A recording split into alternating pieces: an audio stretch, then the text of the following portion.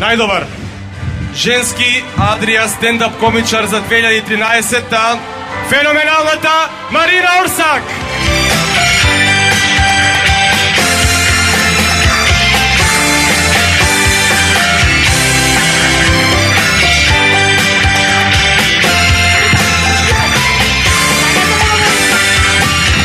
Zbog žene ovo, jel? Zbog žene, dobro. A zbog prošli put, dobro. Ajde. Dobro. Dobro večer, Skopje. Hvala na ovome. Kad su mi rekli kao, evo, odabrali smo te za najboljeg ženskog stand-up komičara u regiji, i rekao, super, ima nas 3. Jebeno vam je bilo teško odabrat, znaš to. Makar je, bilo je teško. Uglavnom, ja ću se ovaj kipić držati tu, za razliku od Srđana. I to, evo, tu ću si ga staviti. I to, da ono se šalabahter. Dobro večer, ko je bio prošli puta prije mjesec dana u univerzalnoj sali, nek pljesne? Odlično, onda mi je jasno zašto sam se ovako malo zajebavala i to. Ja sam samo Bojanu reći, kad je pričao o tome da mi žene ne volimo da vidite van, mislim da žene ne vole da muškarci izlaze van jer se ljute i to sve po kafanama da ste i to. To se mi samo pravimo. To se mi samo pravimo da se ljutimo na vas, da vam bude krivo i da se osjećate grozno. Ali čim vi izađete van u kafanu, mi smo kao, Isuse, hvala kurcu, otišao je. Otišao je. Sad slijedi kupka. Donesi vino, idemo tračat njega. Uglavnom, ja sam se preznojila, ful sam uzbuđena, fakat vas ima pun kufer ovdje. I ful sam uzbuđena i sva sam se preznojila. Sad sam cijelo me provjeravala kao... Jer mi žene toliko, ja daleko sam, ali svejedno mi žene toliko ne volimo smrditi. Mi toliko ne volimo smrditi ispod pazuha da smo izmislili plesni korak provjeravanja istog. Znači kad nas vidite vani da radimo ovo,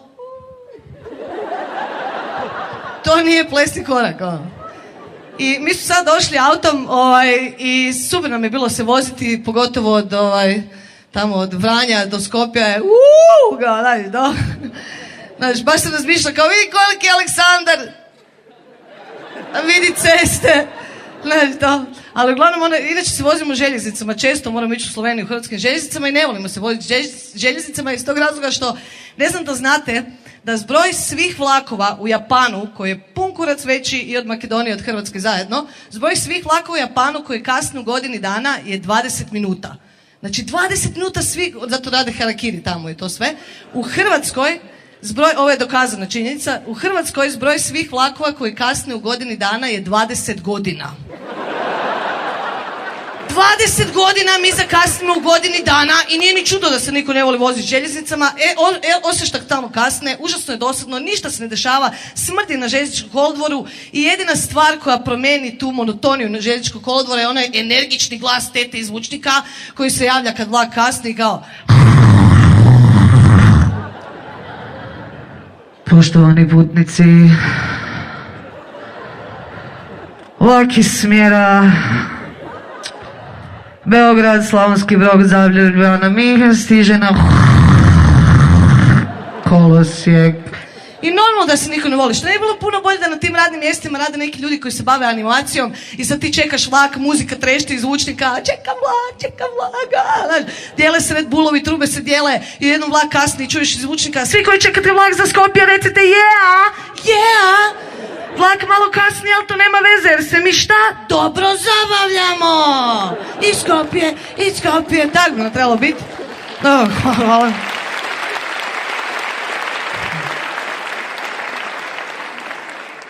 Ja ne znam koliko je engleski postok važan kod vas, kod nas u Hrvatskoj, svi smo na anyways, by the way, WTF, LOL, OMG i tako to.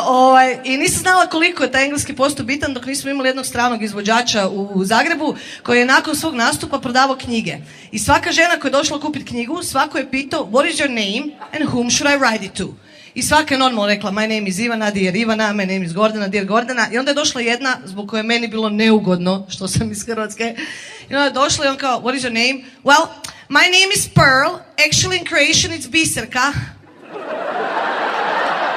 Pearl! Daj odi doma bibane seri, znaš to. Nevjerojatno, ono. Ali možda je previše treptala, ali ne znam da znate da su znanstvenici ustanovili da treptanje isključuje mozak, a ja sam mislila kako su naše manekenke jako pametne osobe. I zbog tog prečestog treptanja ponekad hrvatske misice daju krive odgovore. Recimo, jednom su jednu pitali, do you speak English? Small. What will you be in 10 years? I'll be 28. I onda takve rade raznim parfumerijama, vode televizijske emisije i tako to. I bila je televizijska emisija na RTL-u u Hrvatskoj koja se zvala Fear Factor, gdje je vodila manekenka koja mi je potpuno dokazala svoju inteligenciju, gdje su se za vrijeme jedne epizode dvije cure borile, morale su iz ogromne staklene zdjele pune crva debelih ko moj palac izvući jednog i pojest ga. Odvratno. I sad prva krene i ga... I uspije ga zgrabiti i prevlači ga prema ustima, od ljigavosti je padne na pod i cura se krene saginjat po njega jadna, šta će drugo, a više ovu pametnu sa strane, Isuse, pa daj si uzmi drugog, nećeš valjda spoda jest. Da, to je problem, znaš, ono. Možda na podu nađem borovnicu da mi sjebe okus malo i to. I onda te rade i u parfumerijama, tim ono, ja ne volim kupovati kozmetiku u tim specijaliziranim parfumerijama, jer osim što te uopće ne doživljavaju, oni su si fancy, cijelo mi si rašpaju nokte, ako ništa drugo u butiku, cijelo ti dišu za vratom, osjećaš se seksi, izvolite kako mogu pomoći.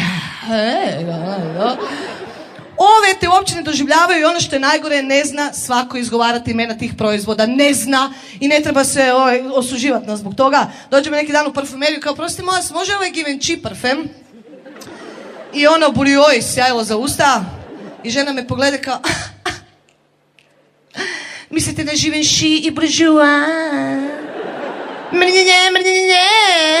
Da si tak dobro znala strane jezike, radila bi u Ministarstvu vanjskih poslova, a ne u parfumeriji, pička ti materina, znaš, kao mrnjenje.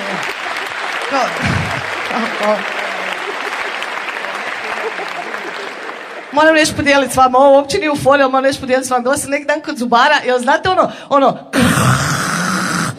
za skupljanje one vode, to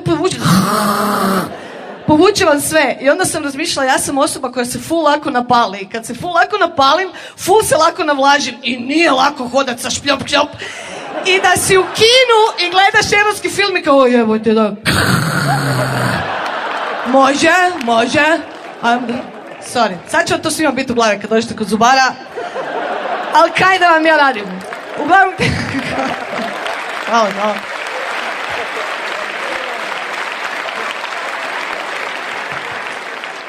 Uglavnom, super su mi vaše statue, fenomenalno su, baš do jaja. Nikad nisi sam u Skopju, nikad, znaš. Ideš u 4 ujutro mrtav pijan doma i di si Čentobor.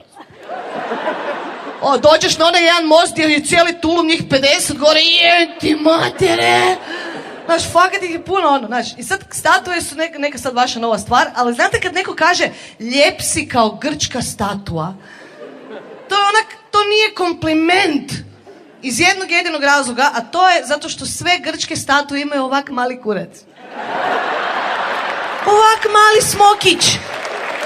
Znaš, i ono što je najbolje od svega, postoje dva povijesna razloga za time. Prvi je zato što je u to doba u Grčkoj veliki kurac bio smatran odvratnim, vulgarnim i grotesknim, a mali estetskim lijepim. I sad ti zamisli koliko je malo kurački lobby u Grčkoj bio jak, da su oni uspjeli uvjeriti ostatak države u I drugo je zato što su se olimpijske igre u to doba igrale gole, i onda bi ovi s velikim kurcima mogli mlatarat okolo, što fakat ima smisla, jer ako ti trčiš 100 metara prepone, možeš sam sebe ozlijediti. Znaš, ti kreneš i kao, op, ko je to? Ja sam. I onda kad skačeš s motkom, ne treba ti motka. Kad skačeš troskok u pjesku, ostavljaš trag u pjesku, znaš, cijeli putem. Totalno do jaja. Da, i Grci su imali te nekakve tučeloz, jel svi znaju ko su tučeloz i nek pjesnu oni koji živciraju isto koliko i mene. Fala, ima vas malo, ali to... Ne, ti tučeloz su meni svaka čast, radite što radite, probili su se full, nisu prvi koji su to smislili sve to, ali mene zanima kada će njih dvoje napokon priznat cijelom svijetu da bi jebali jedan drugog više nego Boga vidjeli. Jer nikad ne gledaju publiku, nikad nisu ovako krenuti kao ja sad mi baba sviramo, nego su uvijek ovak, jedan drugom ovakvu facu i vidi ga. Fakat nisu jasni. I uglavnom, htjela sam malo pričati o marihuani, da li imaju ljudi problema s tim, jel mogu pričati o marihuani, jel smo okej s tim? Nas dvoje puši, to je to, nema veze. Uglavnom, svi znamo ko je Massimo Savić i meni je Massimo Savić nevjerojatna osoba iz tog razloga što svaki put kad se Hrvatska bori bijelom pjesmom protiv droge, on je prvi. Onak, nema me jebat, znaš, taj čovjek se toliko drogira da ja mislim da njemu ove postojeće droge nisu dosta, da doma svoje vlastite radi. I zato mislim da je bilo super kad bi gospodin Massimo barem jednom izašao na pozornicu i otpjevao onu svoju pjesmu Stranac u noći, ali sa malo prilagođenim riječima njemu. Recimo otprilike: znaju me svi, prodajem dušu zbog droge, zbog pjesama, zbog publike, zbog vas. Prodao je sve dileru, ja sam sad stranac u noći, a trebam ga i zovem ga. O, pušit ću dok pluća mene zabole, vučit ću dok nosnice ne izgore, pikat ću dok vene se ne zatvore, zauvijek ću biti. Tako bi čovjek trebao pjat. I sad, hvala. I super mi je za one ljude u dvorani koji puše marihuanu s vremena na vrijeme, imam jedan savjet. Naime, ne znam da znate da su znanstvenici ustanovili da se zjenica ljudskog oka širi ukoliko ugledate nešto što vam je drago. Tako da sljedeći put kada vas zaustavi policija, optužuje da ste nadrogirani, recite nisam, samo mi je drago da vas vidim. Policija. I to pričam u Zagrebu i dođe neki lik i kao: ne, nije istina, zjenica ljudskog oka se širi kad se uzbudiš ili napališ, još bolje, znaš kao. Nisam nadrogiran, samo bi vas jebo. Jel to pendrek u džepu ili vam je drago šta me vidite?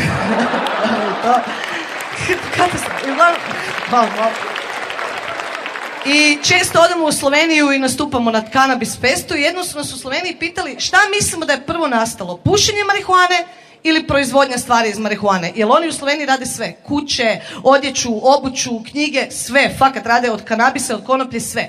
I kao šta je prvo nastalo? Ja mislim da je moglo ići u oba dva smjera. Totalno kužim. Ako je prvo nastalo pušenje, totalno to kužim. Dva lika su se napušila doma, znaš, prvi put kao...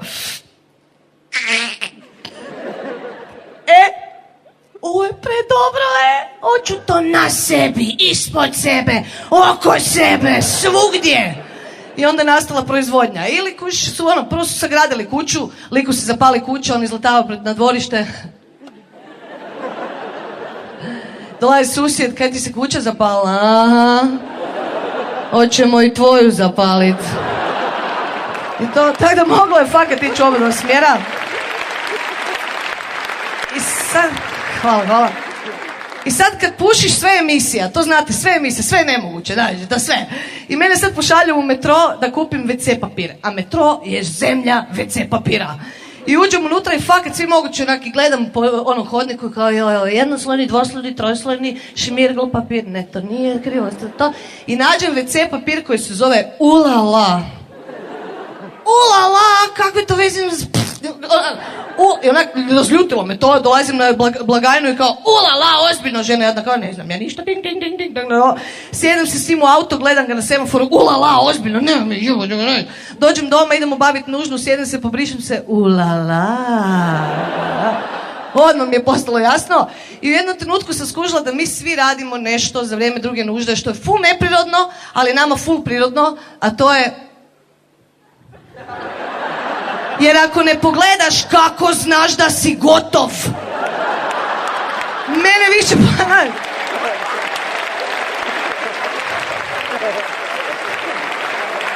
Kako znaš?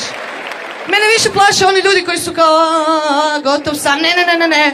Nisi do kraja pročitao šta ti je guza rekla. Možda možeš gatat, nikad ne znaš, da?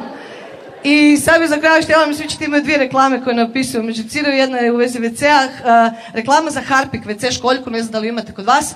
Mene ta reklama full paranoizira jer glasi: što vaša WC školjka govori o vama? Sad svaki put kad neko dođe kod mene i ode na kavu, dođe na kavu i ode na WC, ja stojim ispred WC-a full paranoično i čim izađe van, šta ti je kurva rekla? Sere, majke me, niš slušate. I također ima jedna reklama za tabletice Supradin u Hrvatskoj koja je glupa, ali imaju savršen tajming. Uvijek ju puste ili u 11 ujutro u subotu ili nedjelju kad znaju da se većina nas budi mamurna i uvijek puste tu reklamu i tako mi neki dan malo smo se popili, budim se ujutro, prva kava, prva cigareta iz televizora. Previše pušite? Previše pijete?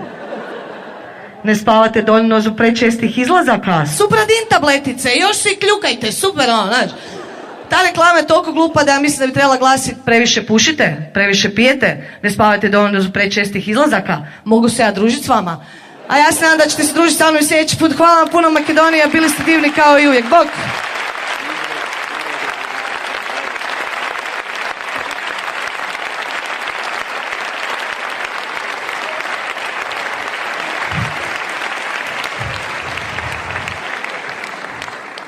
Опасна е оваа Марина, само да не влезе со статуетката во авион, ќе помисла дека сака да го киднапира.